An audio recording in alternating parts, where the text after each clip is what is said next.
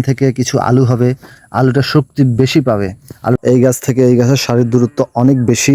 অনেকে আমাদের বলেছে এটা এইভাবে রোপণ করা হয় নাই, আমরা লসে পড়ব। কৃষকের লস বলতে কোনো কথাই নাই, যা যেভাবেই করুক কৃষক, এই বাংলাদেশের কৃষক কখনো উপযুক্ত দাম পায় না, ন্যায্য মূল্য পায় না। তো আমরা গ্যাপটা কেন রেখেছিলাম গাইজ, এই যে দেখুন আমরা এই যে এত বিশাল গ্যাপটা রেখেছে, এখান থেকে এখানে 3 ফিট দূরত্ব, তার কারণ আমরা ভুট্টা গাছের মাঝখানে সাথী ফসল হিসাবে আমরা মিষ্টি আলু রোপণ করেছিলাম।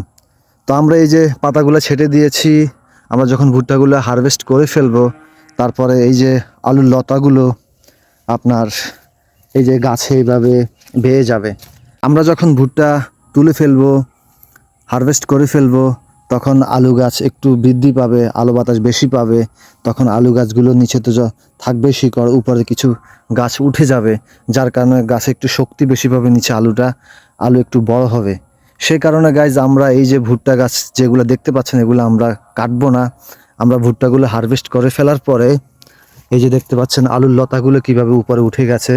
এইভাবে যখন আলু গাছগুলো উপরে উঠবে, তখন নিচে এই যে এখান থেকে কিছু আলু হবে, আলুটা শক্তি বেশি পাবে, আলুটা বড় হবে।